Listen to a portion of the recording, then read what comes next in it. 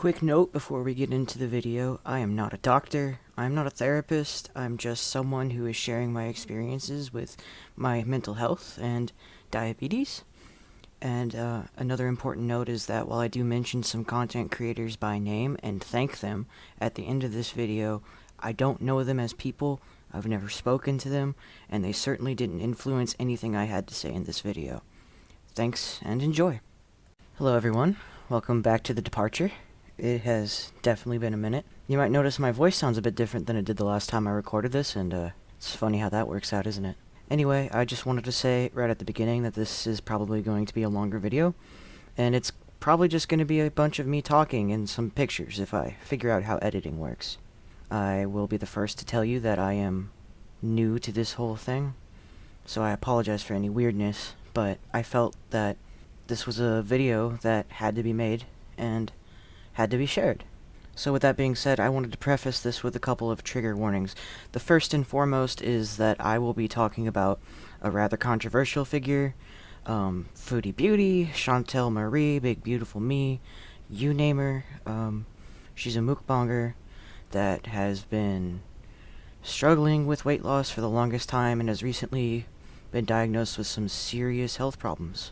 I fell into this community a couple months ago, fell in love with some of the commentators, and while I appreciate what they have to say, I feel like my own unique experiences give me an opportunity to speak on Chantal, and more importantly, watching how Chantal's been behaving in the face of some of these diagnoses, I feel like I have to speak up.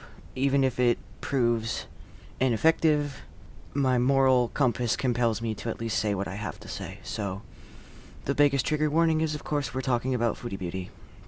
And the community can be kind of toxic. She herself has had quite a toxic reputation. But with that aside, there are some other trigger warnings I want to give you. The first and foremost is we will be talking a lot about sickness, specifically diabetes. And I won't be talking about things that happen when you're diagnosed as a diabetic.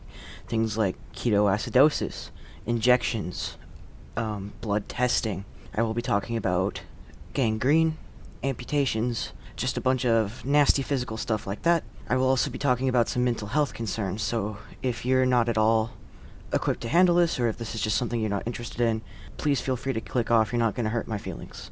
That being said, I guess we'll move on to who I am and why I feel like I have any right to speak on what Chantal's going through.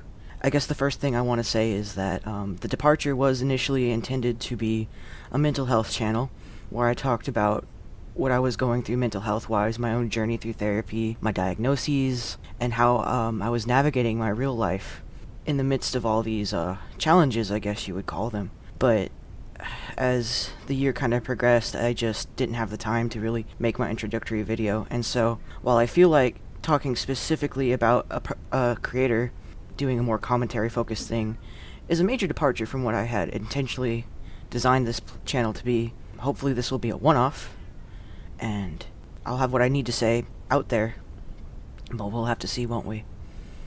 Anyway, why should you listen to me about Chantal? Why should you listen to me about Foodie Beauty? And why should you listen to me about diabetes? Well, let's start with the obvious. My name is Yuka. You can call me Yuka or The Departure, whatever suits you. I'm from southern United States. I have been struggling with obesity my whole life. I was always overweight as a child. I'm still significantly overweight to this day. I have been making some pretty good successes in the weight loss area, but that's neither here nor there. I'm what you would call morbidly obese or super morbidly obese. I'm not in the 400s yet, but I was dangerously close last year. Point number two as to why I feel like I have some room to comment on this situation is I'm a diabetic. I'm a type 2 diabetic. I was diagnosed in January of 2018, and I've been navigating the world and food and what that means as a diabetic for, I guess, 3 years now, as of the recording of this. When I first saw that Chantal had been diagnosed with diabetes for what I felt like was a second time, because if we remember the community post, she had mentioned going to a diabetic clinic previously. This time, she was serious, I guess, in her diagnosis, and she brought it up again. And so I guess I just wanted to address a couple of things, first myself as a diabetic, and then kind of apply that to what Chantal's going through right now. When I was first diagnosed as a diabetic, it was in a psych ward. I had been sent there from my doctors because I believed I was under an extreme panic attack. It felt like I was dying. I was in so much pain, my chest was tight. I had been blacking out as I walked. I was drenched in sweat. I could barely sleep. I was nauseous, going to the bathroom constantly. And when they put me in the ER and they ran the first urine test, because when you're admitted to an ER, the first thing they're going to do is run a urine test, and I was, I identify as a male, but I do have what most would consider female reproductive organs. So the primary function of a urine test would be to test for alcohol content and to see if you're pregnant. I was neither drunk nor pregnant, but what that urine test did reveal was I was in diabetic ketoacidosis. And what that is when your blood sugar gets too high, your body essentially starts freaking out and releasing things called ketones into your blood.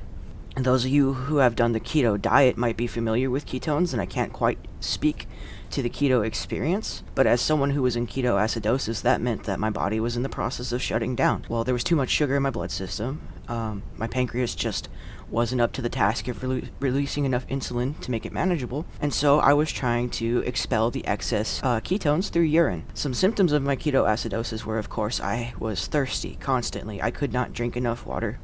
I was constantly going to the bathroom.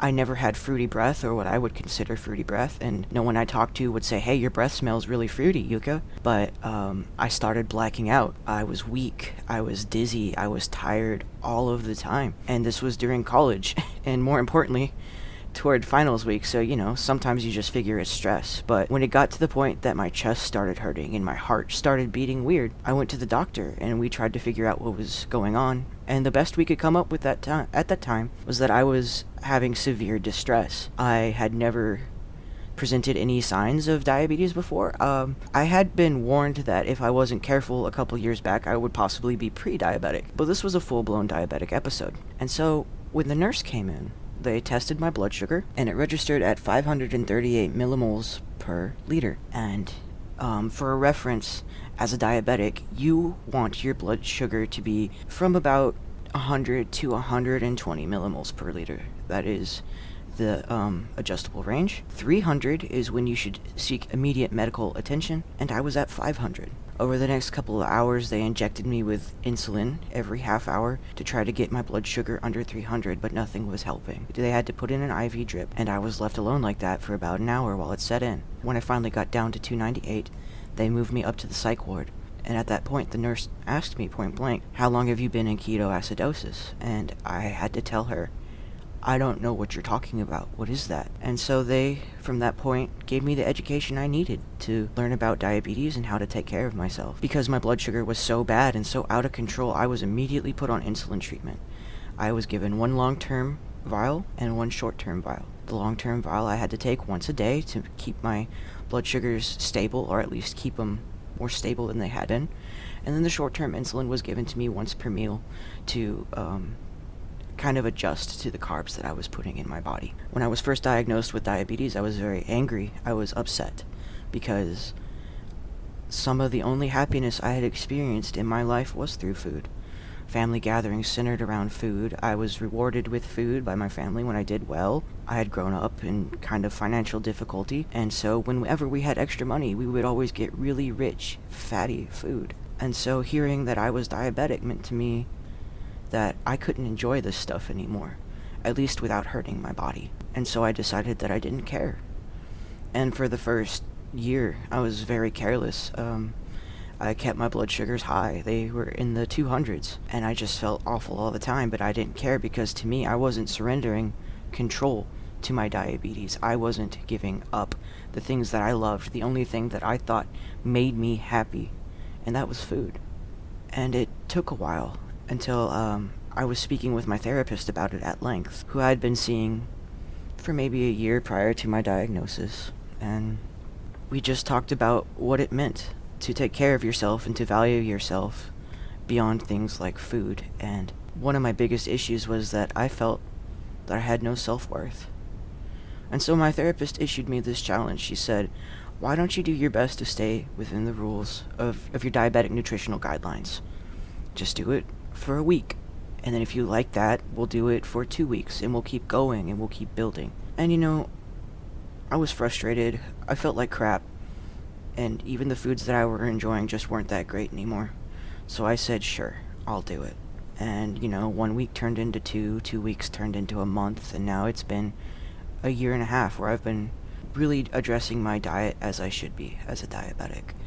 And that included getting a continuous glucose monitor where you put a sensor in your arm and you can scan your blood sugar daily, because typically for diabetics who want to test their blood, they would have to prick their fingers, and that just proved to be too painful to me. So my endocrinologist and I worked together to get a continuous glucose monitor, and that has proved really useful. And I can give my personal testimony that since eating better, the quality of my health has increased. I would say even the quality of my mental health has increased. But that is also due very much in part to the therapist that I've been seeing regularly. So now that you know my experience with being diagnosed with diabetes and my reaction to it, I want to speak directly to Chantal. If you're listening, if you're watching, I don't know if you'll be watching or not because I'm a nobody, but I want to tell you that I know it can be hard being diagnosed with something like this, and I know that you have a lot of other diagnoses as well. And I also know that food is very important to you, because food was very important to me, and I see a lot of myself in you.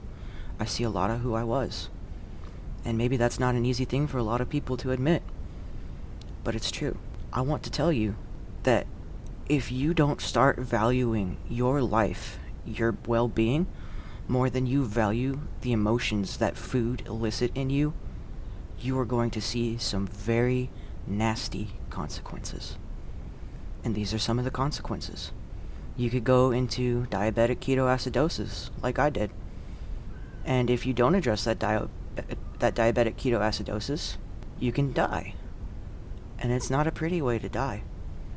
Your kidneys will shut down, you'll swell, you'll retain water, and you'll die in horrible, horrible pain. You'd be lucky if you lost consciousness before the seizures start. But hey, maybe you won't die, right? Maybe your feet will just start going numb, and then your toes will start turning black. And then maybe they'll have to chop off one toe, and then maybe they'll have to chop off another toe. But it won't stop spreading because you're determined not to take care of yourself. So they'll move to your foot, and then below your knee, and then up to your hip. And now you have no legs. And that's not all where diabetic neuropathy can strike you. You can lose your hands. You can lose your arms. You can go blind.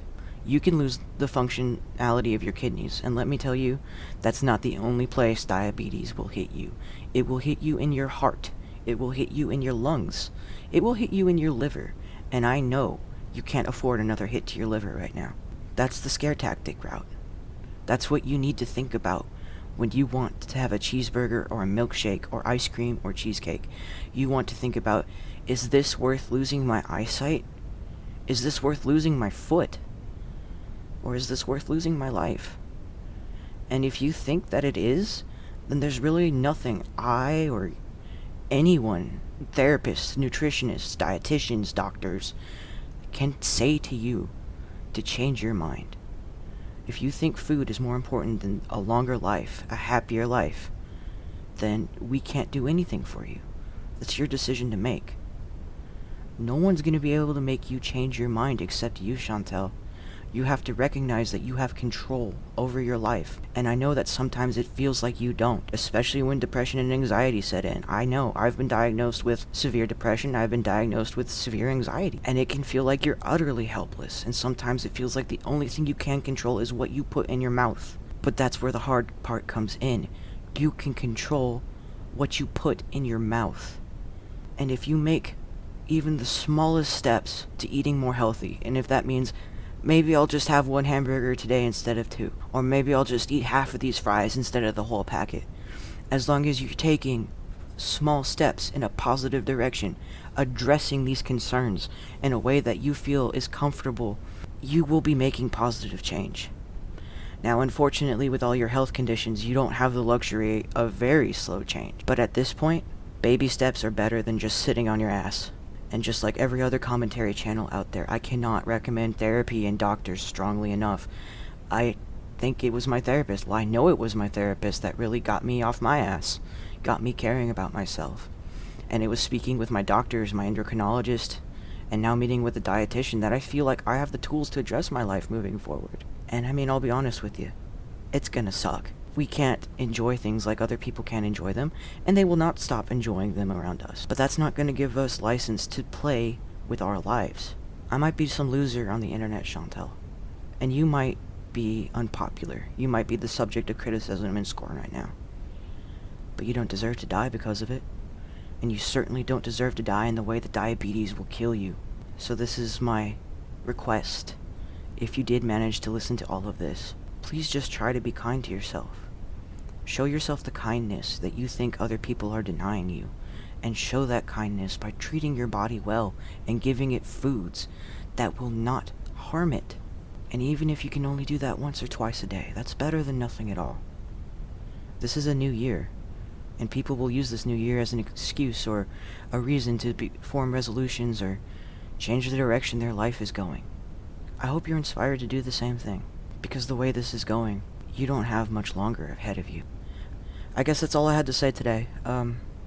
Thank you, everyone, for sitting through this video. Thank you again to, I guess, I don't really like calling it the Hater Nation, but thank you to them, creators like Charlie Gold, On Program Situation, Callie, Life of a Free Spirit, even Miss Hussey, especially Miss Hussey, and DC Media Girl. Thank you for giving me the confidence that my opinion and my perspective on this situation was one worth hearing about. I don't know when I'll make another video for this channel, honestly. Life's kind of busy right now. But if you did like what I have to say, please hit that like button. Please tell me what you thought about what I had to say in the video. In the comment section, you know, and I take criticism. I'll even take harsh criticism, although I will admit I don't like it. I look forward to hearing from y'all, and have a happy new year.